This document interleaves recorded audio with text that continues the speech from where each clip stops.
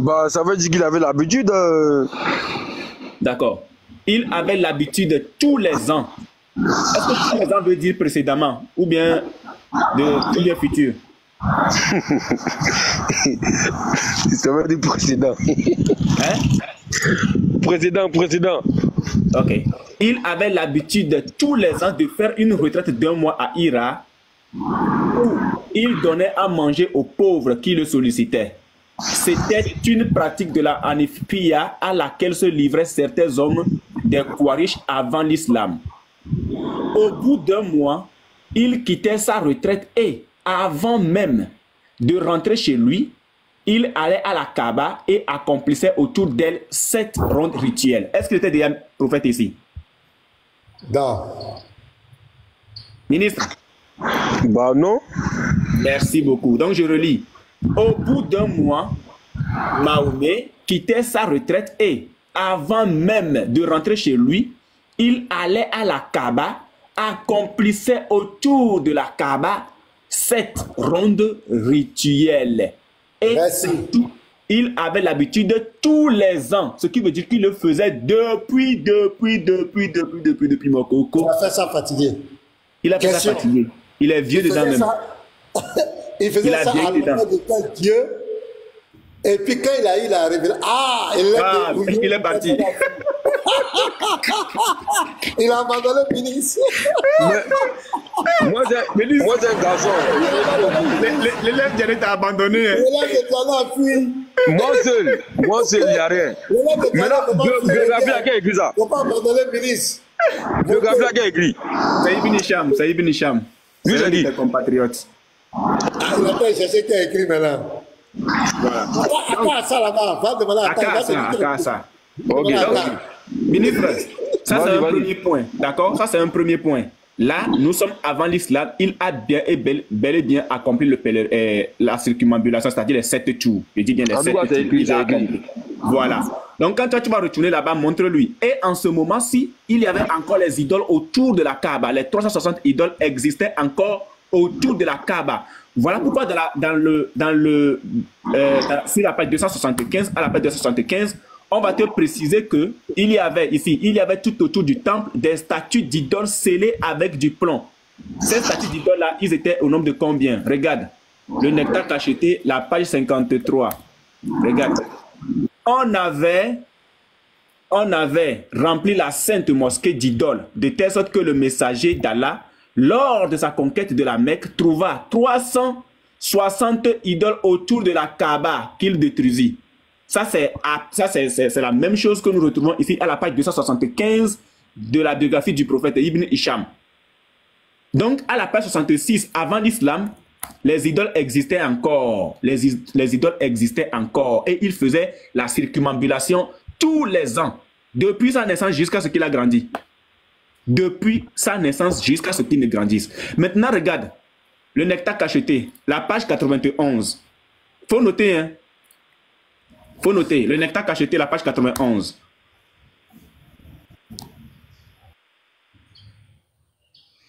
Et nous, tu t'es muté, hein? Tu t'es muté. Redonne-moi le bazar, s'il te plaît. Tu as muté. Tu t'es muté, Désolé. Donc, oui, donne-moi le passage. Oui, nous sommes dans le nectar cacheté. Le nectar cacheté, la page 91. La reconstruction de la Kaaba et la question d'arbitrage. À quel âge ton prophète a eu la révélation? Mais à 40 ans, non? À 40 ans, merci beaucoup. Regarde, lorsque Mahomet eut 35 ans, est-ce qu'il avait déjà la révélation? Non. Très bien. Regarde. Ainsi, les Qurayshites furent obligés d'en renouveler les fondations, désireux d'en maintenir le prestige. Ici, il s'agit de la reconstruction. C'est-à-dire que lorsque Mohamed eut 35 ans, les Qurayshites entreprirent de reconstruire la Kaaba. Il y avait encore les idoles. Il y avait encore Oubal. Et ton prophète va venir les aider. Donc, on continue. On est là. Les Qurayshites furent obligés d'en renouveler les fondations, désireux d'en maintenir le prestige. Ici, On descend là. Les tribus divergeaient sur la question de savoir à laquelle d'entre elles, je reprends, hein. Les tribus divergeaient sur la question de savoir à laquelle d'entre elles allait enfin revenir l'honneur de la mettre, c'est-à-dire la pierre noire, en place. Le conflit s'étendit sur 4 ou 5 nuits et faillit déclencher une guerre violente et sanglante à l'intérieur du haram. Cependant, Abu Umayyah ibn, le nom est long, leur fit la proposition de prendre comme juge arbitre du conflit qui les opposait. La première personne qui franchirait la porte de la mosquée pour venir les rejoindre, alors tout le monde accepta. Il plut ensuite à Allah. Quel Allah? Le dieu des Qurayshites, le dieu des Mekwa à l'époque, c'était Allah ou Baal. Donc, il plut ensuite à Allah, c'est-à-dire ou Baal, qu'une telle personne fut Mohammed. Dès qu'ils le virent, ils s'exclamèrent, ça c'est le probe. Nous acceptons son arbitrage, c'est Mohammed. Donc ici, ce sont les polythéistes, les idolâtres, les Qurayshites là, qui ont après tout désigné Mahomet comme étant leur arbitre. Et c'est lui qui va maintenant poser la pierre noire. Je ne sais pas si tu me suis. Hein. Nous sommes à 35 ans. Je suis, t'inquiète, je suis. Nous sommes à 35 ans. Hein. Ouais, je vois, t'inquiète. D'accord. Ok. Maintenant, allons voir au niveau de la biographie du prophète. Pardon, s'il vous plaît, j'ai un appel. Un instant. C'est important. Pardon. Donc, avant que Nibon arrive, regardez un prophète qui n'était pas encore prophète, qui était conscient qu'il adorait des idoles, qu'il adorait des démons, qui était conscient de ça, et qui, soi-disant, a une révélation du vrai Dieu, soi-disant, et il reconduit les mêmes pratiques qu'il faisait à l'honneur du Dieu véritable. Soi-disant le Dieu véritable. C'est extraordinaire. Et même quand on dit, selon la version des patriotes, même quand il est venu rentrer à la Kaaba, il n'a pas détruit directement les idoles. Il a fait encore les 7 trucs qu'il avait l'habitude de faire. Il est venu encore adorer ces mêmes idoles. Donc il y a une forme d'hypocrisie, il y a quelque chose, il y a une marmaille qui est là. Claire. Il y a une vraie marmaille qui est là. Oui, vas-y. Ouais, donc, on retourne à la biographie du prophète, la page 53. Ok. On descend un peu. Voilà. Très bien. Donc, ici, c'est la peau de la pierre noire. Est-ce que le titre est là? La reconstruction de la Kaaba. Voilà, la reconstruction de la Kaaba. La même chose que nous avons vu tout à l'heure dans le nectar cacheté. Ici, la construction de la Kaaba et la question d'arbitrage. Donc ici, la reconstruction de la pierre de la Kaaba. Donc on descend et on voit que, ici, puis le clan de Quraysh apportait les pierres nécessaires à la construction. Ils élevaient les murs, chaque clan pour son compte. Arrivé à la pierre angulaire, c'est-à-dire la pierre noire, ils n'étaient plus d'accord entre eux. Chaque clan voulait avoir à lui seul l'honneur de remettre en place cette pierre sacrée. Dispute, coalition et même préparatifs de combat. Les Banu, Abd, Ibn et tout de la Kaaba, autour d'un grand bol rempli de leur sang, trempaient leurs mains dans le bol et léchèrent le sang commun aux deux clans, en se jurant alliance jusqu'à la mort. Ce sont des païens, hein? On continue. Ils furent depuis surnommés les lécheurs de sang. Cette tension entre les clans de Quraysh dura 4 ou 5 nuits.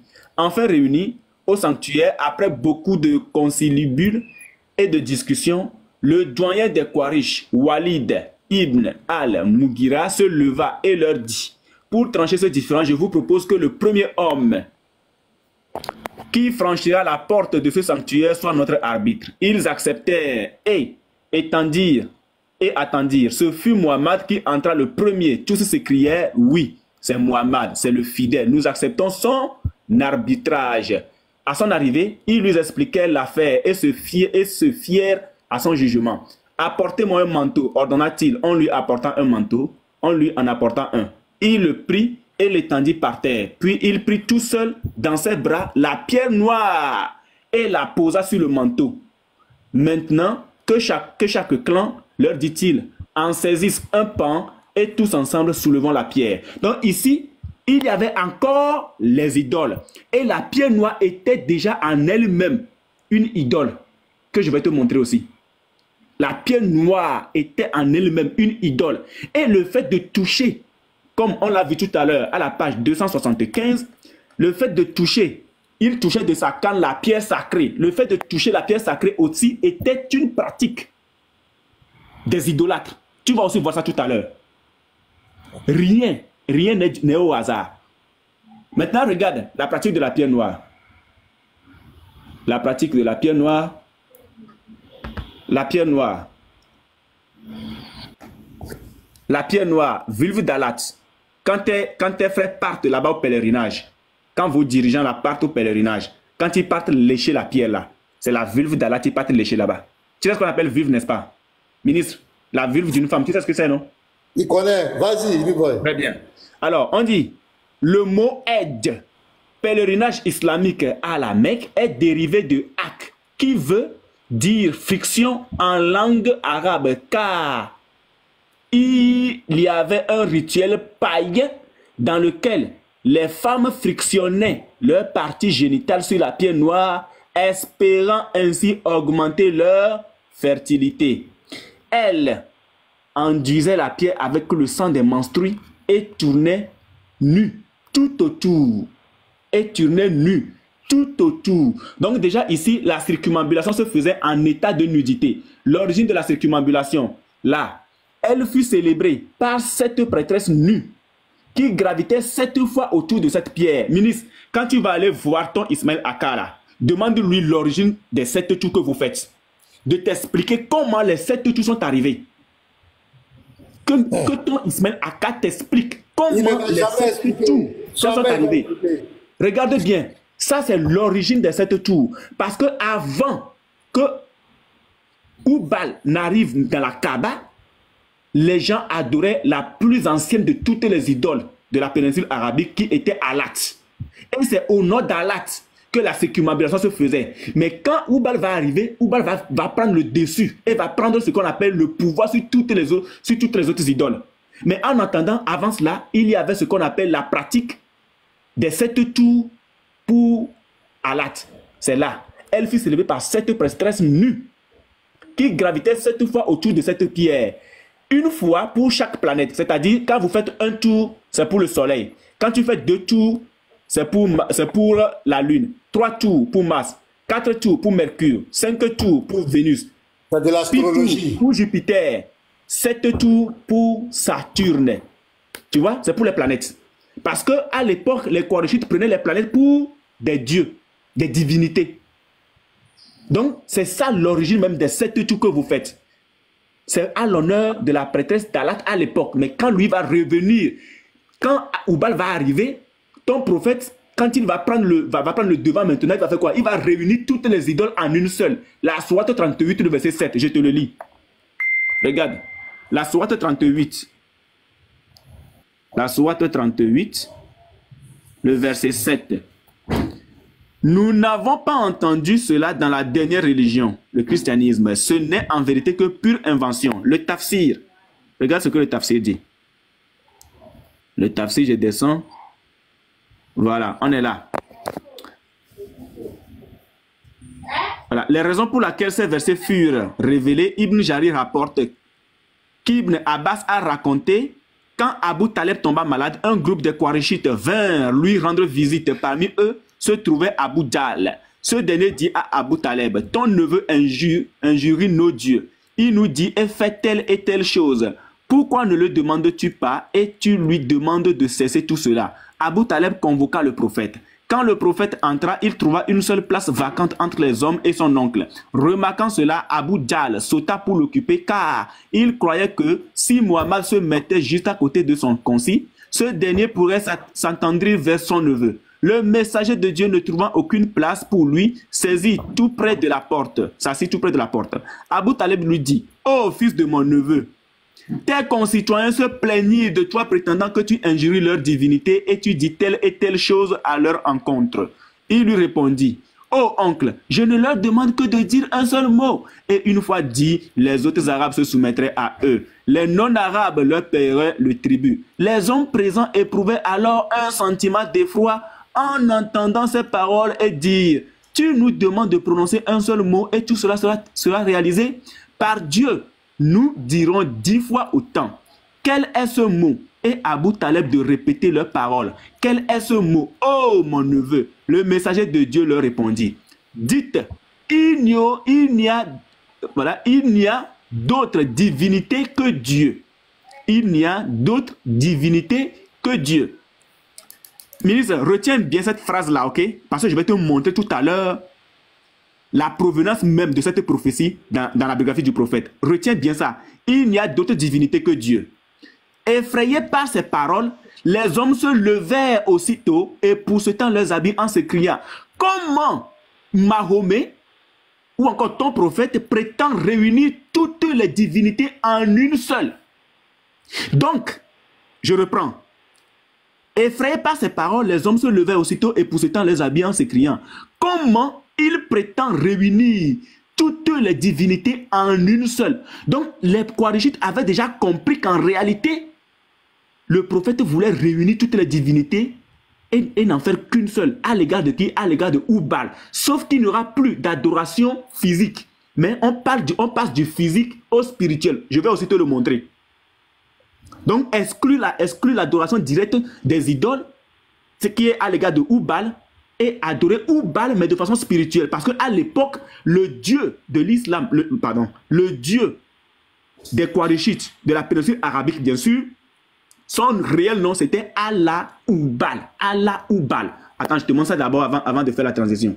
Parce que tu vas dire que je dis des choses sans prouver. Il est où? Envoyez le fly, boy. Voilà.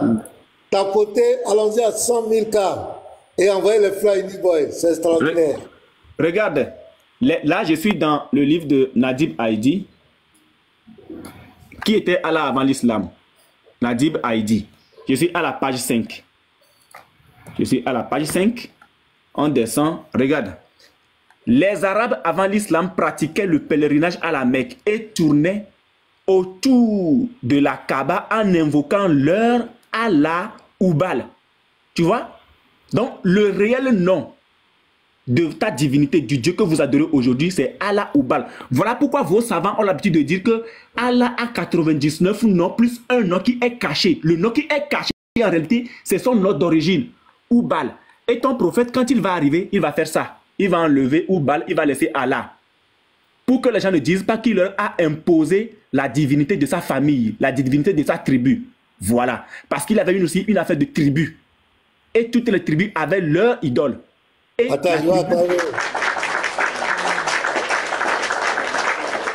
donc, c'est ce que ton prophète, lui, quand il va arriver, il va faire.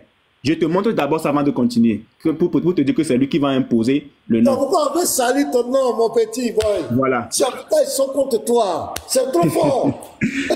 Regarde. Attends, il y a un musulman. Attends, il y a un musulman qui a apostasié. Après qu'il a apostasié actuellement, il est devenu chrétien actuellement. Nous, on ne fait pas bruit. Il ne peut pas dire. C'est clair. Je suis avec Christian Julien Robin, les noms du Dieu unique dans les religions de l'Arabie pré-islamique. Va demander à Jésus musulman, il te dira ce qu'est ce livre. C'est un livre qui est trop propre. Même Jésus musulman accepte ça. On y va, à la page 18. Et tous, je connais ça. Voilà. Regarde, à la page 18, il a dit, vers la fin de sa vie, Mohammed a finalement tranché. Il a décidé que Dieu s'appellerait Allah. Dieu s'appellerait Allah. Le nom du Dieu mais quoi issu du polythéisme.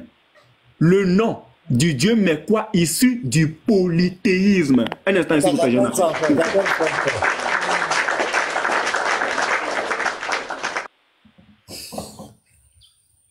Tu t'es muté, boy. Dès qu'il a eu un appel. Il a dit un instant que sûrement il a un appel. Voilà, tapotez, allons, 100 000 cas. Allons, c'est dosé, hein. Aujourd'hui, c'est dosé. Si le ministre n'est pas devenu chrétien aujourd'hui, là, c'est que c'est pas la paix, on ne peut rien faire pour lui. S'il n'a pas quitté l'idolâtrie, là, c'est qu'on ne peut rien faire pour le ministre encore. Est-ce que, pasteur, est-ce qu'il est parti demander à son maître d'abord? Non, ministre, il est très... Lévite, non, ministre, lui il dit, pasteur, il dit que quand lui prend les informations, il s'en va d'abord donner son âme à son maître. C'est son maître maintenant qui a positionné son âme et puis il va arriver.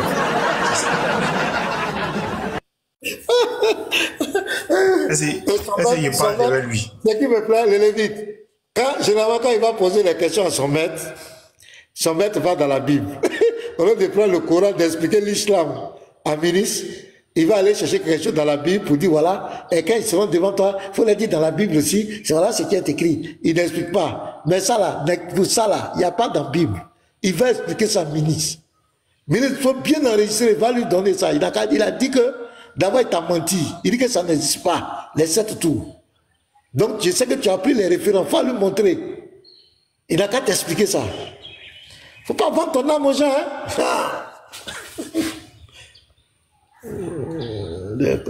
Il y a une marmaille dans cette... J'ai fini tout à l'heure. Mais c'est normal que je demande à Akab, vu que lui maîtrise les écritures que moi, c'est tout. Non, il n'y a pas de souci. On demande de demander, mais il faut veiller sur toi, quoi. Mais il est parti demander là. Le gars lui a menti. Le gars l'a menti clair. Il a vu ça. Mais malgré ça, là, il va retourner encore là-bas. Ils vont le mentir. Ils vont lui mentir encore. On dit qu'il y a des femmes mazo. On dit qu'il y a des femmes mazo, elles aiment qu'on les brutalise, qu'on les fait du mal. Il y a son garçon aussi. Il y a son garçon, voici ça. Ils aiment qu'on les montre quand on les fait du mal là. On dit c'est ça qui leur donne du plaisir. Donc, mais il m'a dit de venir appeler New Boy. Pourquoi New Boy il ne vient pas directement puis ça va finir? Pourquoi lui il ne vient pas ici? Pourquoi lui-même il ne vient pas ici? Bien, pourquoi il ne vient pas faire pour là? Pourquoi il ne fait pas pour là? Voilà New Boy qui est là, il n'a qu'à venir. Mais lui n'est pas, lui se connaît vers les 16 heures. Actuellement là, il est sur le live. Actuellement il est là avec des faux comptes. Il est là. Il n'a pas monté. Pourquoi il est ici? Lui il dit le capitaine. Moi c'est ce qui m'étonne. Il dit le capitaine de l'interreligieux. Mais quelqu'un on entend dire des choses graves comme ça. Mais il faut monter. Ce sont les petits musulmans là qui montent. Toi à 3 minutes tu connais quoi? Toi tu n'es pas capitaine. Normalement il doit venir ici. Et puis il dit ce que tu dis, c'est faux. Moi, mais il va se cacher là-bas. Après, ils vont créer leur club de frustrés. Voilà, c'est là, et voilà, ils sont comme, venez. On est là. Ils vont faire le club de frustrés. Quand on fait nos lives, ils sont là, ils regardent les faux comptes. Maintenant, après, ils vont faire le club de frustrés. Et maintenant, là, les groupes là, les wikis là, ils sont trop bêtes. Voilà. Maintenant, on est là. Venez nous affronter. Il est là, avec un faux compte, il suit tout ce qui se passe. Il n'a pas laissé te cacher devant lui ici. On se connaît? Shalom, pasteur. Shalom, pasteur. Il ne va jamais monter. Est-ce que tu l'as pas vu monter sur le panel? Est-ce qu'il a qu'à? Il n'a qu'à venir sur le panel. Non, on monte chez lui là-bas. Lui, il n'a qu'à venir monter ici. Lui, le capitaine, non? La honte qu'il va prendre là, il sait qu'ici, là, c'est la VAR. Tu vas prendre la honte de ta vie. Quand tu vas partir. Voilà. Oui, donc ici, ministre, le réel nom, je récapitule, le réel nom de ton Dieu, c'est Allah ou Baal. Allah a 99 noms, plus un qui est caché. Le nom qui est caché, c'est Oubal. Ça, c'est ton prophète qui l'a enlevé. Et on l'a vu tout à l'heure avec Christian Junior Robin, qui te l'explique clairement. Vers la fin de sa vie, Mohammed a finalement tranché. Il a décidé que Dieu s'appellerait Allah. Le nom du Dieu, mais quoi issu du polythéisme? C'est quoi le nom du Dieu, mais quoi issu du polythéisme? C'est Allah ou Baal. Ou encore ou Baal. Tu comprends? Maintenant, ce que je t'ai montré, c'était par rapport à ça. Il touchait de sa canne la pierre sacrée. Pourquoi a-t-il touché avec sa canne la pierre sacrée? Regardez très bien. On va voir avec le vrai Edge selon le Coran. La page 35, je te montre le livre. Là, le vrai Edge selon le Coran. C'est un livre qui est disponible sur Amazon. Disponible sur Amazon pour ceux qui veulent l'acheter. Le vrai Edge selon le Coran. La page 35. On y va. Regardez. Parmi les pratiques répandues chez les anciens Arabes, il y avait ce qu'ils appelaient le tamash, c'est-à-dire le frottement, et l'istilam, enlacement. Pourquoi le frottement? C'est ce que je t'ai montré tout à l'heure avec l'origine du vrai Hajj. Le mot Hajj, pèlerinage islamique à la Mecque, est dérivé de hak, qui veut dire friction ou encore frottement en langue arabe, car il y avait un rituel païen dans lequel les femmes frictionnaient leur partie génitale sur la pierre noire. Frictionnaient leur partie génitale sur la pierre noire, espérant ainsi augmenter leur fertilité. Pendant que les femmes frictionnaient leur partie noire, il y a des hommes qui embrassaient, il y a des hommes qui... Bon, on lit ça même carrément. Donc, parmi les pratiques répandues chez les anciens arabes, il y avait ce qu'ils appelaient le tamash, c'est-à-dire le frottement, et l'istilam, enlacement. Ces pratiques consistaient à toucher. Quand vous partez à la Mecque pour le pèlerinage, vous touchez la pierre noire, vous touchez la Kaaba, à toucher, se frotter, enlacer et embrasser. Ce que vous faites généralement. Et embrasser. Je te montre la photo. Parce qu'il faut tout faire avec les photos aussi pour que ça soit bien propre. Je montre. C'est où? Voilà. Regarde ça. Ça, c'était des pratiques païennes, polythéistes et idolâtres. Le fait d'embrasser, de laper, de sucer, de lécher la pierre noire. Voilà ça qui est là. Donc, on est là. Ces pratiques consistaient à toucher. Nous sommes dans le temple islamique. Hein. Ces pratiques consistaient à toucher, se frotter, enlacer et embrasser les statues de leur divinité, y compris la pierre noire, tout en accomplissant leur rite du Hajj. Donc la pierre noire elle-même, en elle, était déjà une idole. Donc la règle concernant la pierre noire était que s'ils n'arrivaient pas à y accéder, dans leur tour autour de la Kaaba, ils devaient la toucher avec l'extrémité d'un bâton. De la biographie du prophète, la page 275. Oui, pasteur. C'est bon, garde le reste des informations, c'est bon. Oui, c'est vrai, c'est vrai. Il y en a trop. Voilà, laisse ça, c'est bon. Voilà, c'est bon. On va faire maintenant un guichet fermé. Mon cerveau maintenant s'est chargé. Ils ne connaissent pas tout ça, nous on attend d'ouvrir les yeux. Il veut pas, il veut pas, il veut pas. Nous on veut vous sauver. Normalement vous devez envoyer les cas à Uniboy, les musulmans. Là, ce sont les choses qu'on vous cache. Vous adorez une idole arabe. Vous êtes dans les pratiques de fétichisme des Arabes. On vous a blagué, Jean 17,3, Jésus n'est pas Dieu. On vous a blagué. Voilà les vrais, ça ce sont les vrais. Et ça c'est une toute petite partie. Maintenant professeur, c'est qu'on avait décidé hier. Comme on est là, vous avez la parole, on va avancer. Pasteur Mena, shalom pasteur. Oui. Oui, en fait c'était juste pour confirmer quelque chose par rapport à ce que Unique Boy avait dit avant que vous continuiez. Unique Boy, tu avais dit que la pierre noire, ça représentait quoi? La ville d'Allah. Voilà, s'il te plaît, est-ce que tu peux lire le Sahih al-Bukhari 27-31? 27-31, avec plaisir. On va prendre ça. Sahih al-Bukhari 27-31. 27-31, avec plaisir. C'est dosé, hein? Ici, là. Ça, c'est quand? Bukhari 27 31. Attends, j'ouvre l'appli là. 27, 31, 32, 27, 31. Là où il dit, Urwa, l'ambassadeur de Koreish païen, a dit à Mahomet, l'ambassadeur de polythéistes païens a dit à Mahomet, oh Mahomet, n'éprouverez-vous aucun scrupule à exterminer vos relations? Avez-vous jamais vu, entendu parler de quelqu'un parmi les Arabes? C'est long, hein? Bon, je prends juste cette partie-là. Avez-vous jamais entendu parler? C'est trop long. Oui. En fait, je vais lire un extrait de ce hadith-là. L'extrait.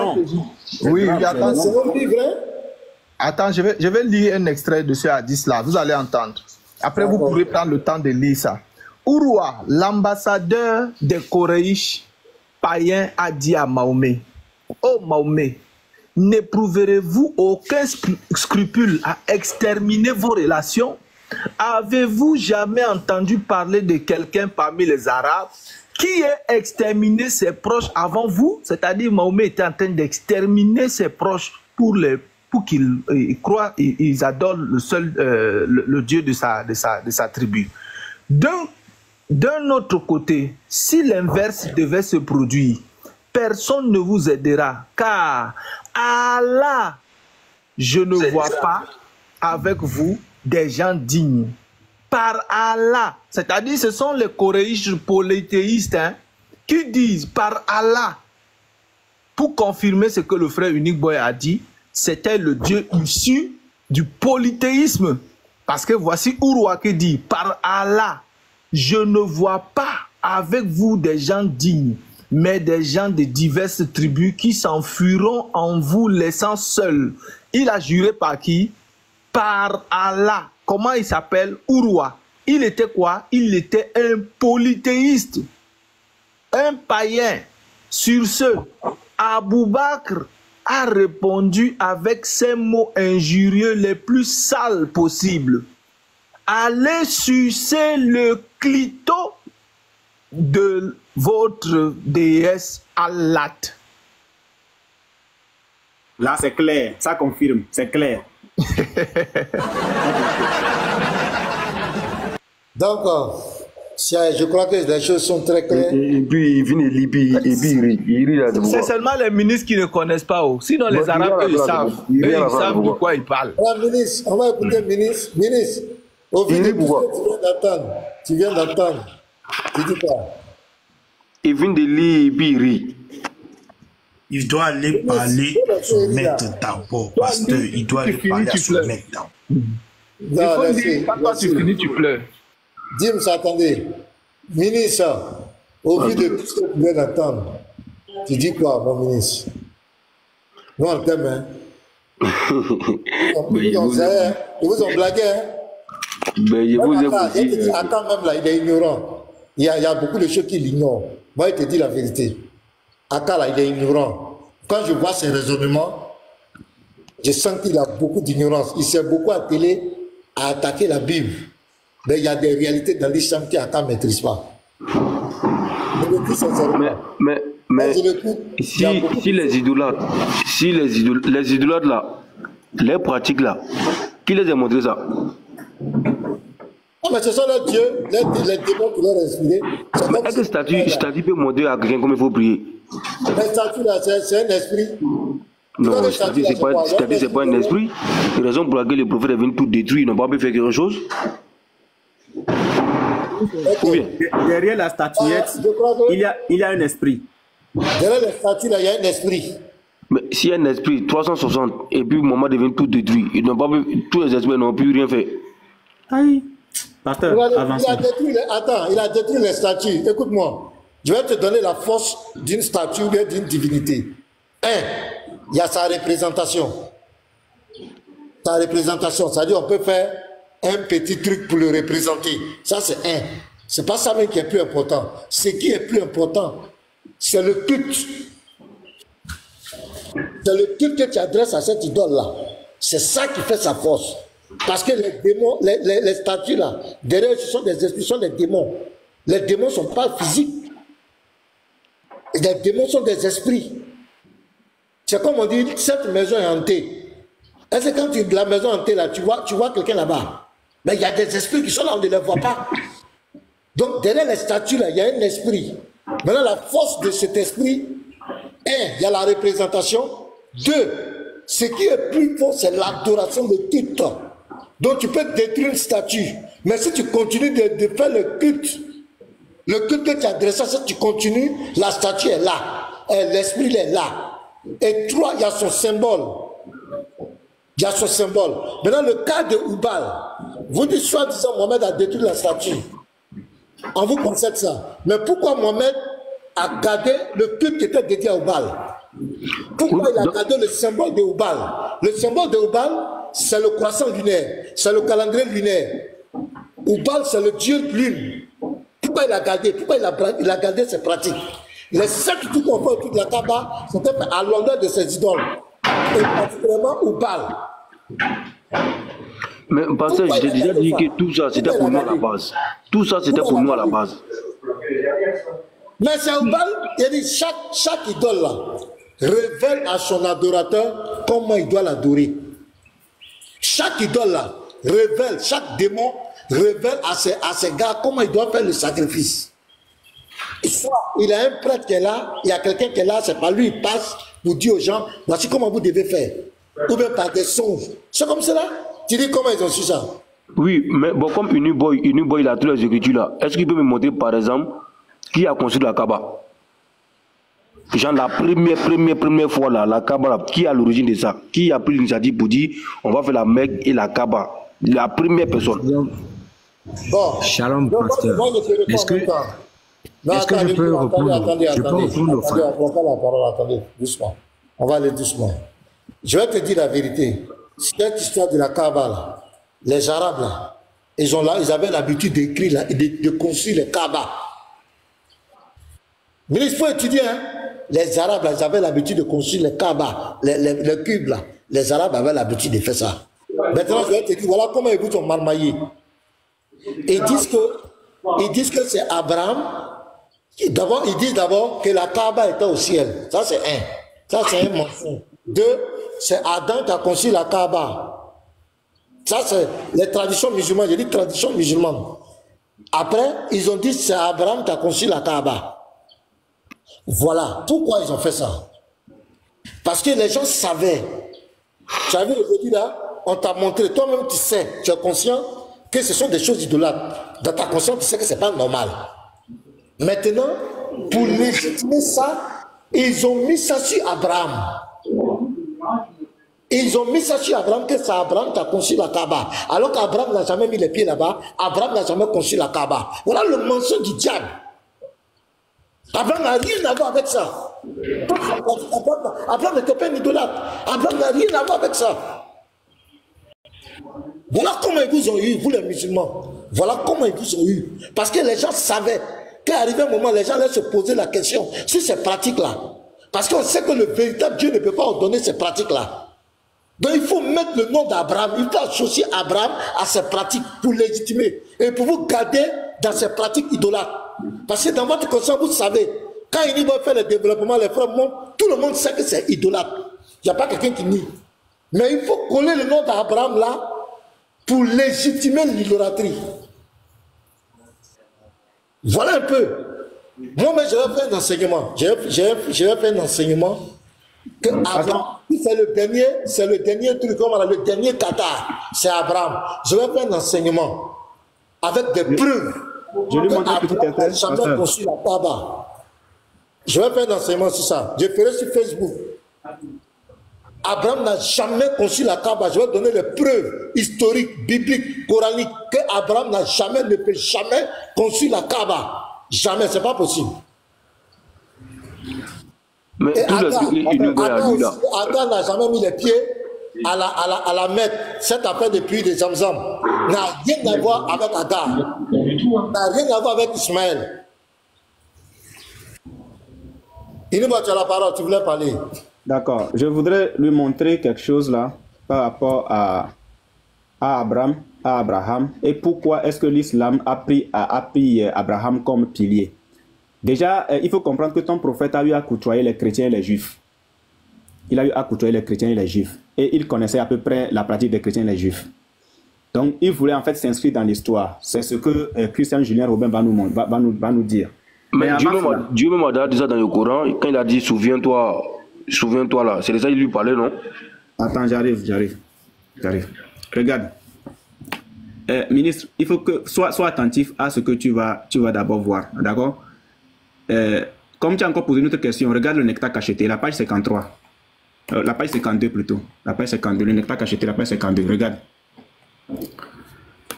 Les religions des Arabes.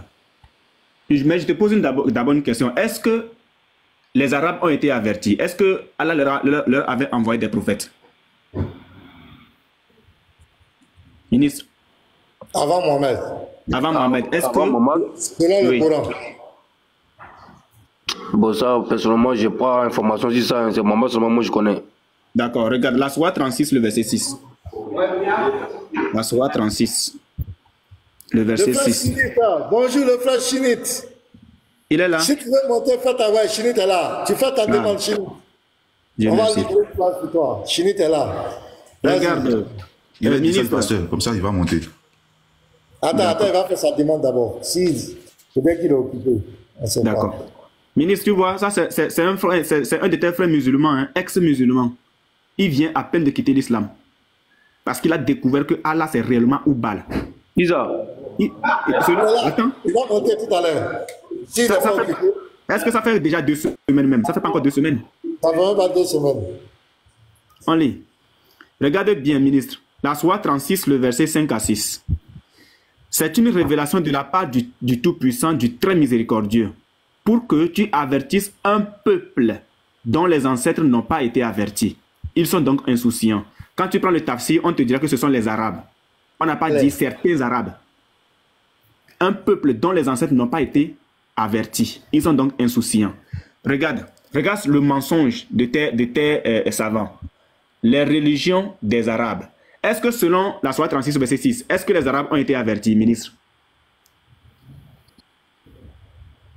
Ministre, est-ce qu'ils ont été avertis?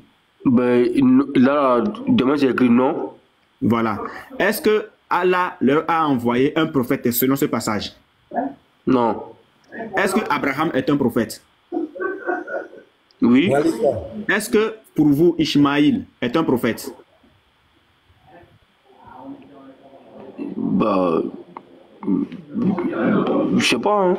Pour Ismaël, Bon, je sais d'accord. pas. Déjà, si pour toi, Abraham est un prophète, et que Abraham a mis pied à la Mecque, et que Allah lui a demandé de construire la Kaaba et d'avertir des gens de tourner autour de la Kaaba, selon la Sourate 22, le verset 26, est-ce que cela voudrait dire qu'ils n'ont pas été avertis ou pas? Si Abraham les a appelés à adorer Allah, est-ce que cela voudrait pas dire qu'ils ont été avertis? Ben, s'il avait dit normalement, ils seront avertis. Merci beaucoup. Donc, ce qui veut dire que soit c'est le Coran qui ment et tes savants mentent, ou soit tes savants mentent et le Coran dit la vérité. C'est le Coran qui dit la vérité. Très bien. Donc, si c'est le Coran qui dit la vérité, donc on doit mettre une On croix. n'a jamais mis les pieds là-bas. Voilà, c'est tout. Si c'est le Coran qui dit la vérité, donc Abraham n'a jamais construit la Kaaba. Il n'a jamais mis les pieds là-bas. La plupart des Arabes avaient répondu à l'appel d'Ishmaïl Ça, c'est un mensonge. lorsqu'il les avait appelés à la religion de son père Ibrahim. À la religion de son père Ibrahim. C'est-à-dire les Arabes qui n'ont pas été avertis selon le Coran, ils adoraient Allah. Alors que le Coran dit qu'ils n'ont jamais été avertis. Tes savants disent, pour légitimer l'islam, tes savants disent qu'ils adoraient Allah. Voilà là où le mensonge vient. Ça Voilà veut dire, comment est-ce que vos oustas vous trompent. il souffle chaud, il souffle froid. Les Voilà. gens. Ils mettent Donc, entre tes savants, ils mettent des mensonges. voilà, entre tes savants qui disent que les Arabes ont adoré Allah avant l'islam et le Coran où Allah lui-même dit que les Arabes n'ont jamais été avertis, on prend quoi, ministre? Dis-nous. Uniboy, c'est bon, faut pas me les ma tête, pardon. Aïe, on n'a pas fini. Hein. Laissez le frère avoir monté. Laissez le frère, tu as dit, me les ma tête. Attends, maintenant regarde. Regarde Non, bien. mais il faut accepter la vérité. La vérité est devant toi. Nous, on ne te manipule pas. Nous, on va te donner les preuves. Et puis, nous, quand on parle là, on dit va demander. On est là, tu vas, te demandes. Quand tu vas poser question, on enregistre. On t'attend ici, on ment. Nous, on t'attend ici. Et puis, Maintenant, on te corrige. On te c'est montre. clair. Tes savants vont te dire que non, que dans le Coran, je ne sais pas si c'est Oud, il y aurait un prophète qui s'appelle Oud qui aurait été envoyé à un peuple. Mais si c'est le cas, donc Allah aussi a menti. Si dans le Coran, on trouve quelqu'un qui a été envoyé seulement à un petit peuple des Arabes, c'est que Allah a menti. Parce que le même Allah dit que les Arabes n'ont jamais été avertis. Maintenant, regarde l'affaire. Je prends toujours Christian Julien Robin, d'accord? À la page 106. Je prends le livre. Le titre. Allah avant Muhammad. Allah avant Muhammad. Ça, c'est le titre du livre. La page 106. Je descends, regarde. On dit, bon, on est là avec Abraham d'abord, là. Pour s'inscrire dans l'histoire sainte, je vais agrandir un peu. Voilà. Pour s'inscrire dans l'histoire sainte,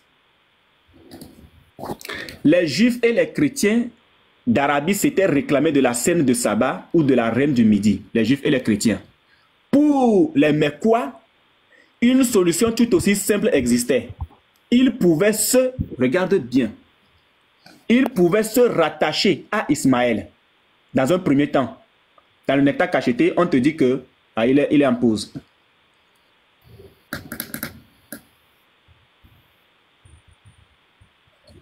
Il est en pause. Ministre, c'est toi, on attend. Voilà. Oui, on m'a envoyé un message là. D'accord. Regarde. Ils pouvaient c'est-à-dire les Mecquois, se rattacher à Ismaël. Comme dans un premier temps, dans le nectar cacheté, on te dit que Ismaël a appelé les Mecquois à l'adoration du Dieu de son père Ibrahim. Donc, se rattacher à Ismaël, l'ancêtre biblique des Arabes. L'ancêtre biblique des Arabes. Mais en fin de compte, ce n'est pas Ismaël qui a été retenu. On lui a préféré son père. Pourquoi? On peut supputer les raisons de ce choix. Dans la Bible, la figure d'Ismaël qui n'est pas héritier légitime. Nous, dans la Bible, Ismaël n'est pas un prophète. Et il n'est pas un héritier légitime. Il a été rejeté. Et c'est ce que la Bible a rejeté que l'islam ramasse pour en faire son pilier. Qui n'est pas l'héritier légitime n'est pas positive. Je reprends. Dans la Bible, la figure d'Ismaël qui n'est pas l'héritier légitime n'est pas positive. En revanche, Abraham présente toutes les qualités souhaitées. C'est une figure majeure qui est encore libre puisque ni les Juifs ni les chrétiens ne le revendiquent comme leur fondateur et leur législateur. Donc l'islam en profite.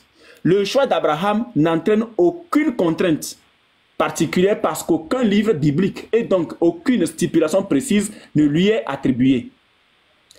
Comme le soulignait déjà à la fin du XIXe siècle Christian Schmitt. Enfin, il est le premier homme à restaurer le monothéisme des origines et donc le patron naturel des prosélytes et des convertis. Donc pour s'inscrire dans l'histoire, ce que toi, tes frères ont fait, c'est qu'ils se sont appuyés d'abord sur Ismaël, mais ils ont vu après que Ismaël n'est pas légitime. Et ils se sont appuyés ensuite sur Abraham. C'est ce qu'ils ont fait. Maintenant, est-ce que le Dieu que tu adores là, c'est le même Dieu que nous adorons? Puisque le chrétien arabe appelle Dieu Allah. Le chrétien arabe appelle Dieu Allah.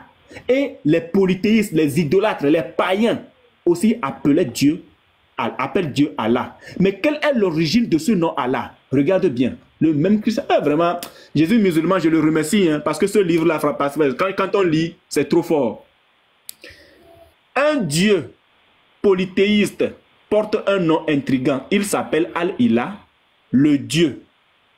Nom qui a évolué en Allah, puis a donné Allah.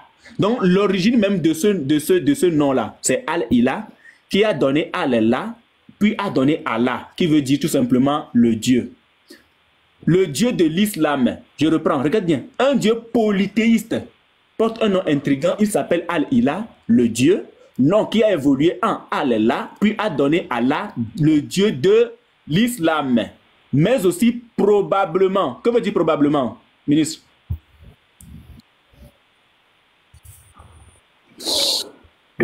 Folie, pardon, folie. Ok.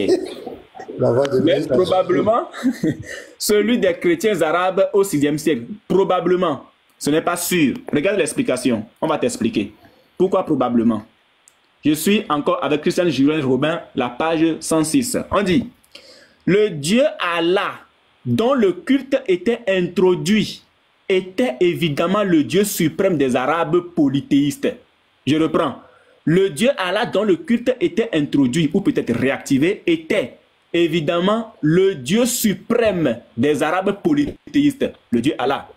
Je viens là. Mais ce Dieu, voilà là où vous tous vous êtes tombés.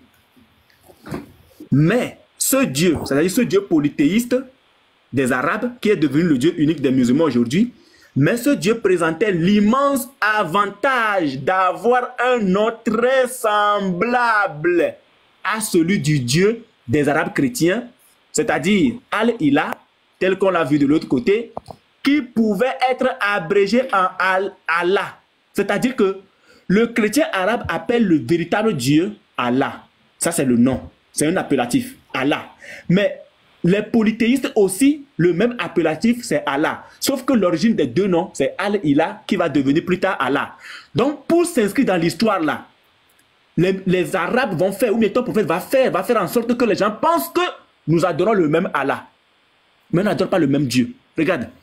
Sans qu'il y ait eu une véritable identification, sans doute impossible, du fait de la vigilance du clergé chrétien, on peut supposer que les Mécois ont sciemment entretenu une bénéfique ambiguïté qui permettait d'attirer des fidèles et des pèlerins d'orientation diverses, aussi bien les conservateurs attachés aux rites ancestraux que les réformateurs en quête d'une religion plus spirituelle. C'est ce que je t'expliquais.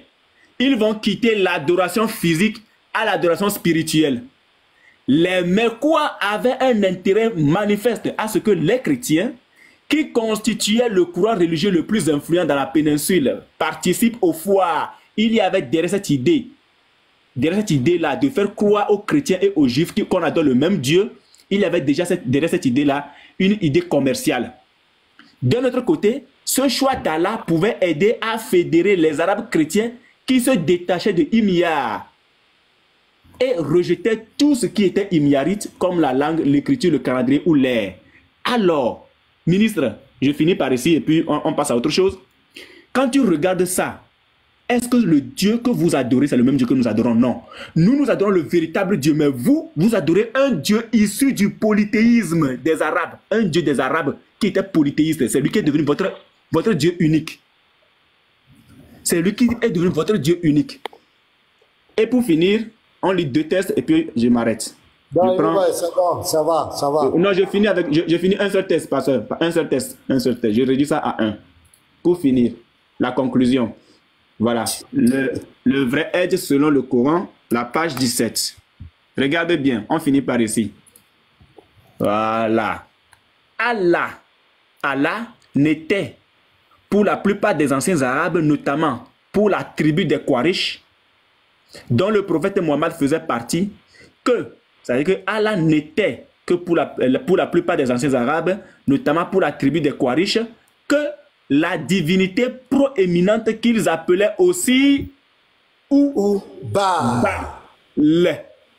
Allah était aussi appelé Oubal et qui avait pour maison, la sourate 106, le verset 3, et qui avait pour maison ou temple la Kaaba.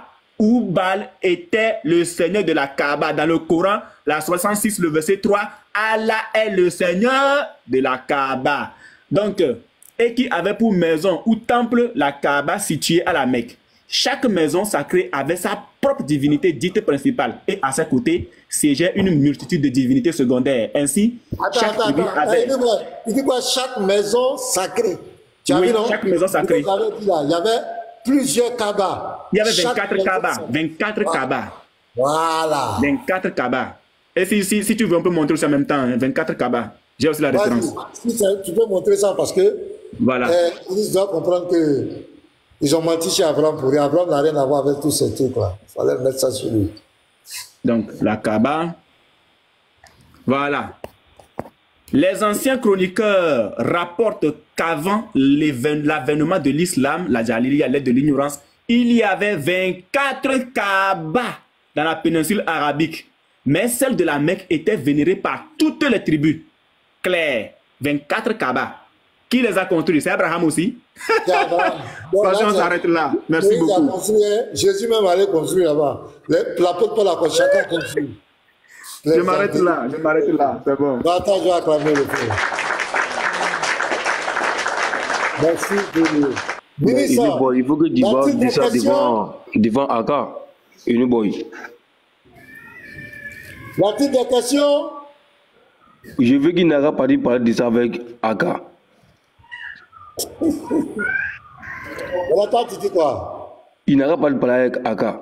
Non, il faut laisser Il va dire tout ça Aka. Toi, Mini, tu as écouté tout ça. Quelles sont tes impressions? Laisse Aka. Tu es un homme. Au ciel là-bas, là, c'est pas Aka qui sera ton avocat.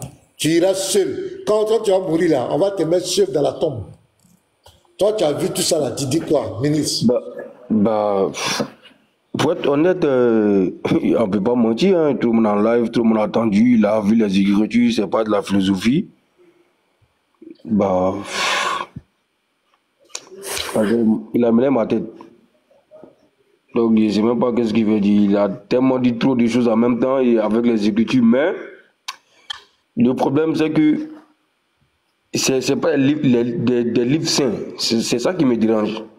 Sinon, c'est même pas si les paroles, les écritures, je peux prendre. Mais vu que c'est pas des livres saints, c'est ça qui me mélange un peu. Sinon, si c'est des livres saints, c'était pas bon.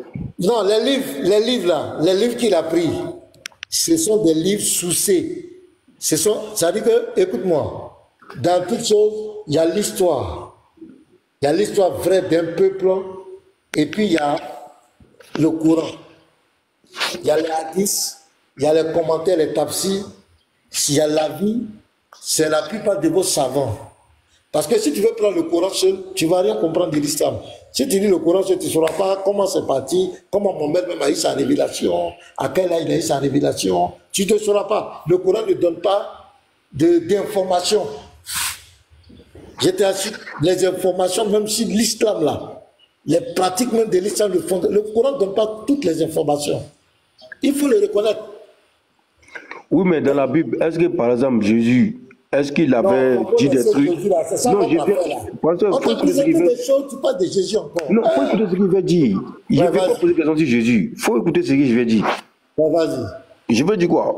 Dans le christianisme, Jésus, il est considéré comme Dieu, ou bien? C'est clair. Voilà.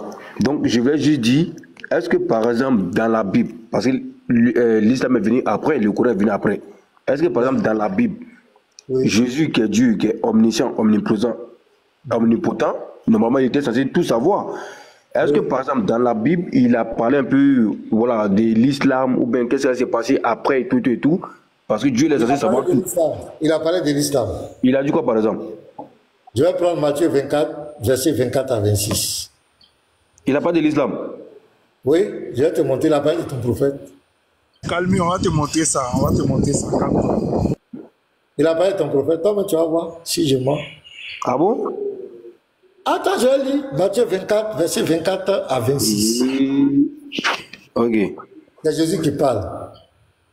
Car il se lèvera de faux Christ et de faux prophètes. Ils feront de grands prodiges et des miracles, au point de séduire, s'il était possible, même les élus. Verset 25. Voici, je vous l'ai annoncé d'avance.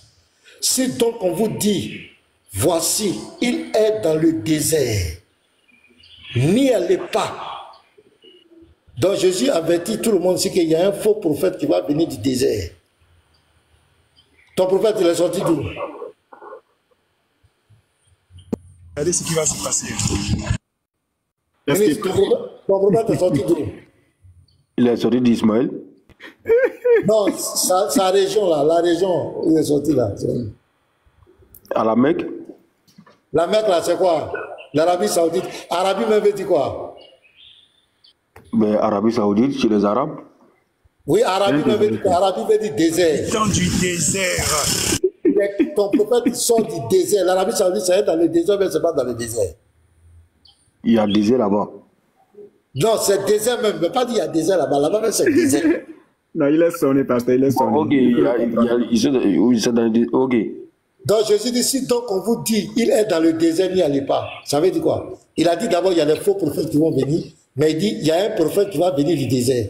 Ne le suivez pas. Ça veut dire quoi? Il dit, n'y allez pas.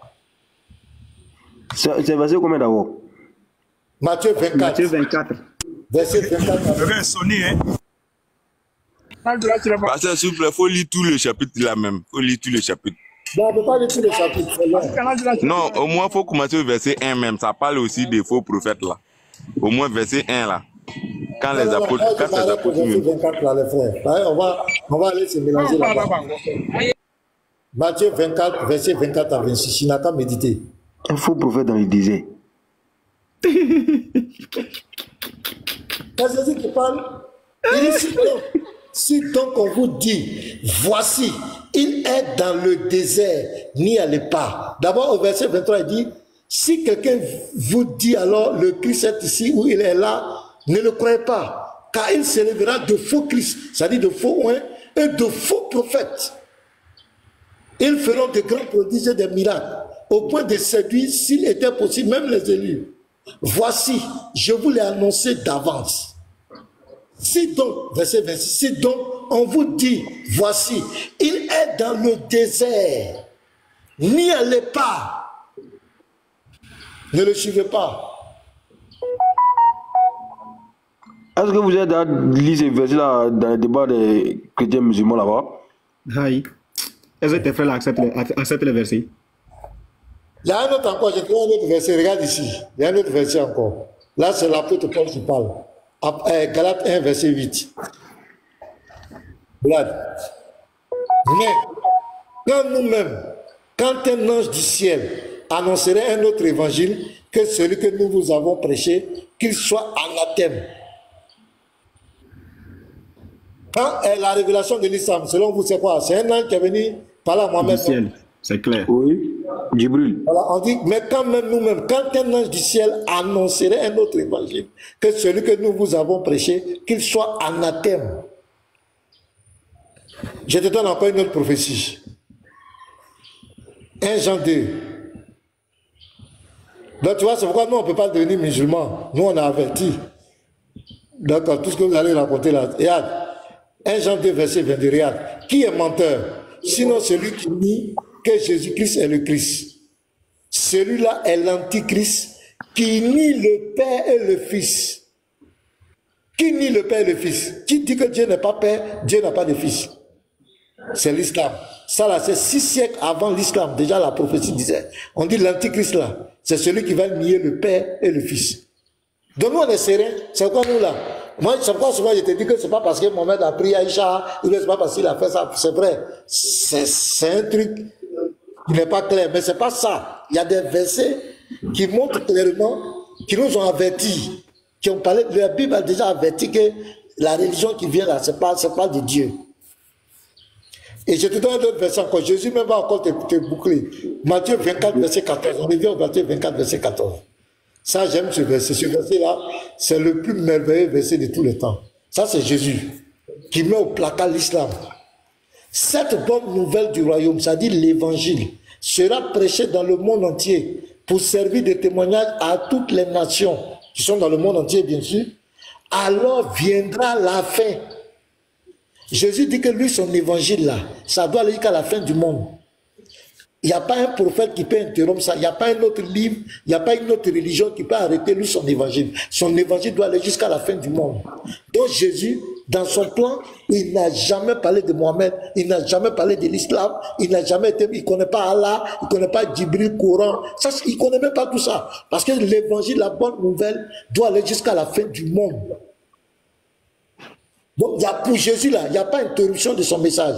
C'est pourquoi? Parce que lui-même, il est le même hier, aujourd'hui, éternellement. La Bible dit, dans Hébreux 7, verset 24, que le sacerdoce de Jésus est intransmissible. C'est-à-dire, on ne peut pas remplacer Jésus. On ne peut pas le remplacer. C'est pourquoi nous, les chrétiens, on ne peut jamais devenir musulmans. Un chrétien qui connaît la Bible, qui connaît la parole de Dieu, ne peut jamais devenir musulman parce que nous, on sait ce que c'est que l'islam. L'islam est venu pour combattre le christianisme. L'islam est venu pour s'opposer à la foi en Christ, au message de la grâce que Dieu a donné aux humains, pour qu'ils soient sauvés par la grâce. Le Dieu de l'islam est contre cette grâce. Il veut que l'homme lui-même, il dit que l'homme peut se sauver par ses propres efforts, alors qu'un homme ne peut pas comparer devant Dieu avec sa propre justice. Ce n'est pas possible. Dieu est trop saint. Tu rentres en jugement avec Dieu, tu seras condamné. Or, le Dieu de l'islam dit qu'il va peser vos œuvres. Toi, ministre, est-ce que tu connais le nom de tes bonnes œuvres, tu connais le nom de tes mauvaises œuvres? Tu ne connais pas. Tu es dans la confusion. Aujourd'hui, si tu meurs, tu n'as aucune certitude. Ton Dieu dit qu'il va envoyer balance. Vous allez compter. Ouais, ministre, tel jour, tu avais fait bonnes œuvres, ça fait 1. Au côté, tu as incité, ça fait 2. L'autre fois ici, là, tu as donné 1000 francs, lui là, ça fait 2. La dernière fois, tu t'es mis en colère, tu as gardé rancune, ça fait 3. 1. Si tes bonnes œuvres sont 50 et tes mauvaises œuvres sont 49, tu es sauvé. Mais si tes mauvaises œuvres sont 51 et tes bonnes œuvres sont 49, tu vas en enfer. Ça, c'est quoi ça? Qui peut te sauver par là? Ne serait-ce même qu'en pensée. Par jour, ne serait-ce même que dans tes pensées. Comment tu vas te sauver? L'homme est condamné devant Dieu. Si ce n'est pas par la grâce. Et le Dieu de l'Islam me compte la grâce. Il dit que c'est toi, ministre, qui dois te sauver, tu dois te débrouiller pour être sauvé. Comment l'homme peut se débrouiller? Si toi, Dieu, tu ne peux pas nous sauver, on va se sauver comment? Donc c'était entre parenthèses, pour ne pas mélanger ton esprit, mais c'est clair, la Bible a parlé de l'histoire. Clair. Nous, les chrétiens, nous ont mis en garde contre cette religion. C'est pourquoi nous, ça ne nous étonne pas. Ben, les prophéties là, ça prend l'histoire clair, ça le prend. C'est lui qui nie le Père et le Fils. La Bible dit que c'est l'Antichrist. C'est clair. Jésus dit, le prophète qui vient du désert, ne le suivez pas. Il dit, si un ange, un soi-disant ange, dit qu'il est descendu du ciel, venir révéler notre évangile, qu'il soit maudit.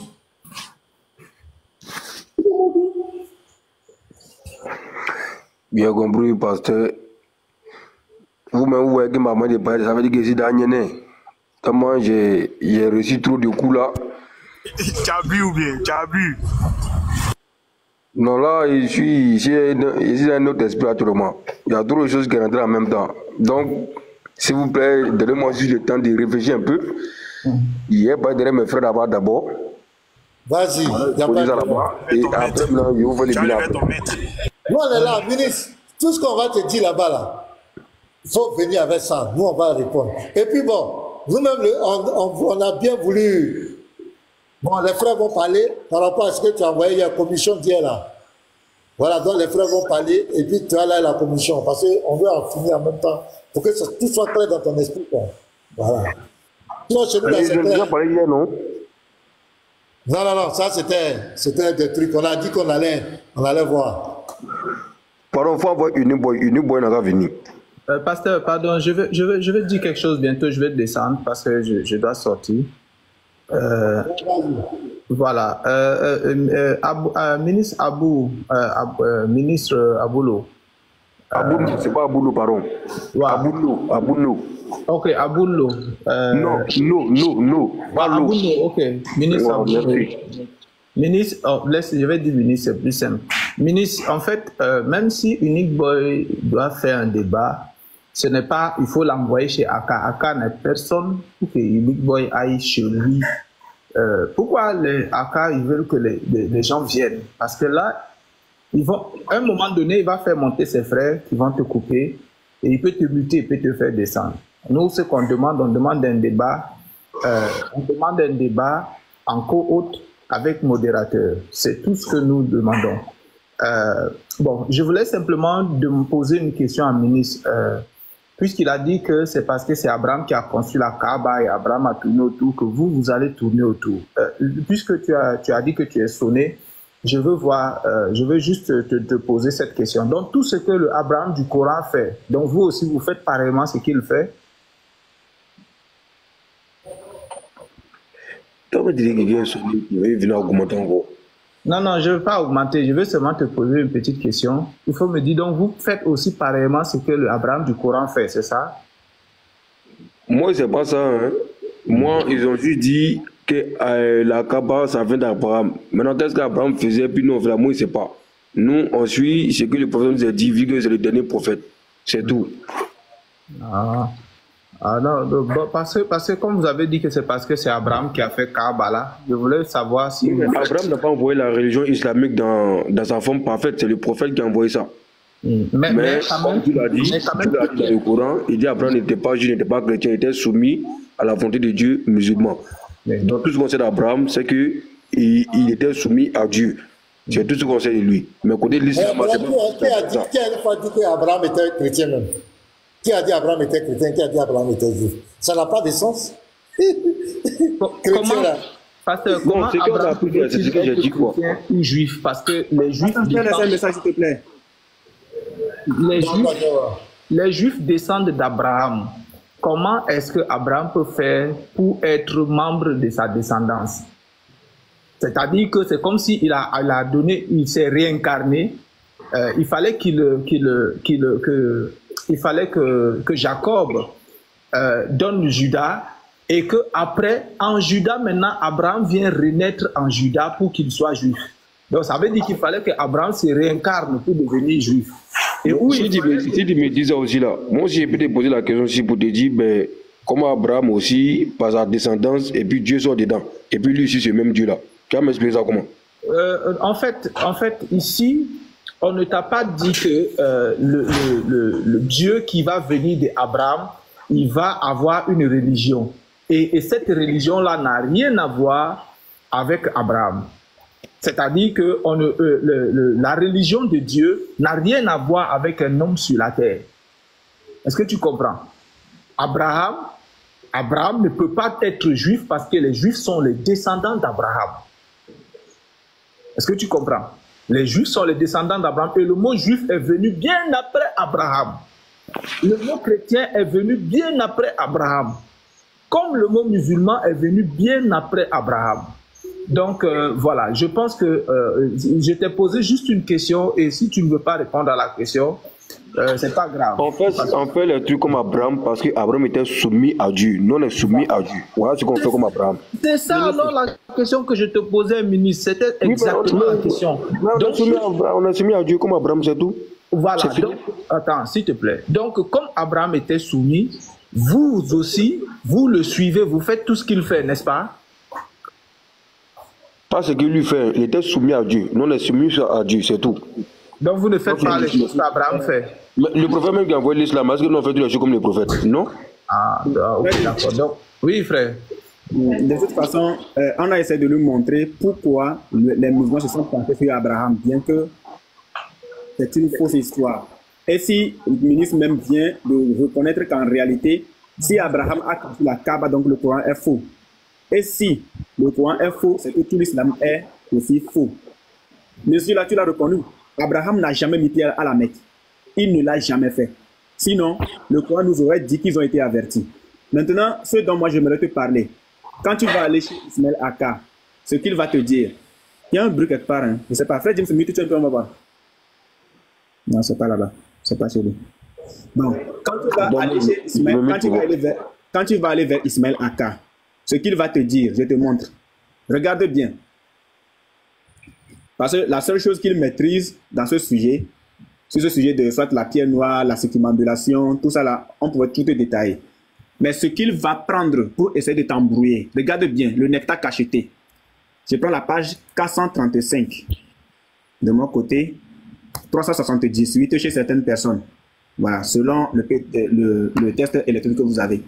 Ou bien le PDF de la version nectar cacheté. Donc, ici, regarde bien ce qu'il va prendre pour t'embrouiller. Et c'est avec ça, il essaye d'embrouiller certains. Regarde bien. Ici, on nous dit, lorsque les associateurs étaient sur le point de partir, Abou Soufiane du haut de la montagne appela et dit, on va laisser ici, on va descendre. D'accord? Sur ces mots, Omar ne pouvant s'empêcher de lui répondre dit, ô ennemi d'Allah, retiens bien, hein, ennemi d'Allah, ceux que tu viens de citer sont tous vivants. Allah a laissé subsister ce qui te déplaît. Abou Soufiane reprit. Non, les frères, c'est parce que c'est avec ça que Ismaël Aka va essayer de le perturber en fait. Donc, il faut qu'on l'apprête. Il y a eu en vous une profanation que je n'ai pas ordonnée, mais qui me déplaît, qui me déplaît pas. Ensuite, il poursuivit, c'est Abou Soufiane. Regarde bien, Abou Soufiane, il poursuivit. Oubal est le plus sublime.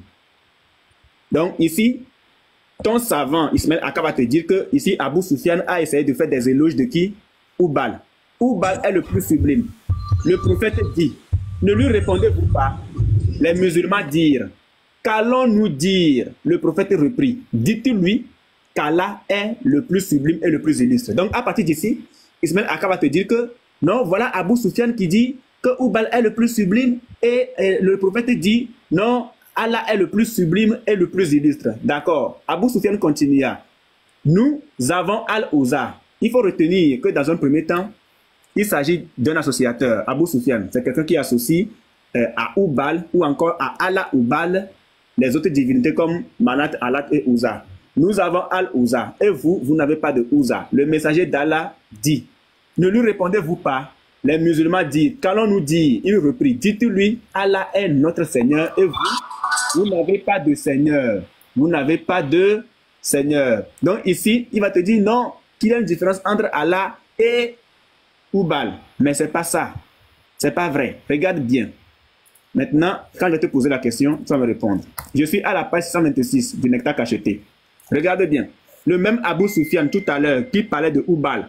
Écoute bien. Sur ce, là, Abou Soufiane encore, lui récita quelques vers en ces termes.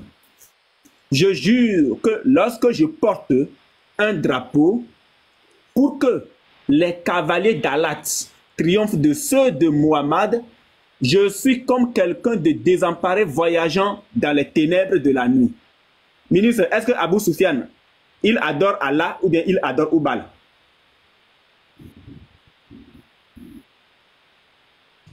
Ministre. Il adore Allah. D'accord. Non, attends, il adore qui? Allah ou bien Oubal? C'est Allah que notre Dieu. Non, Abou Soufiane, tout à l'heure, tu n'as pas suivi la lecture, je reprends. La page 430. Ici, regarde, ici, c'est Abou Soufiane qui parle. Ensuite, Abou Soufiane poursuivi. Oubal est le plus sublime. Il adore qui? Ben, il a dit Oubal est plus sublime, non? Donc, ici, et ça y a. Oubal. Oui. Il faut d'armée. Non, c'est avec ça que Aka va le troubler en fait. Je voulais oui, mais le gars est KO. Le gars, ça ne rentre plus. Le gars est KO. À moins que je joue la comédie, mais il est KO. Pardonnez. Il a pris ma dose déjà. J'ai déjà pris ma dose.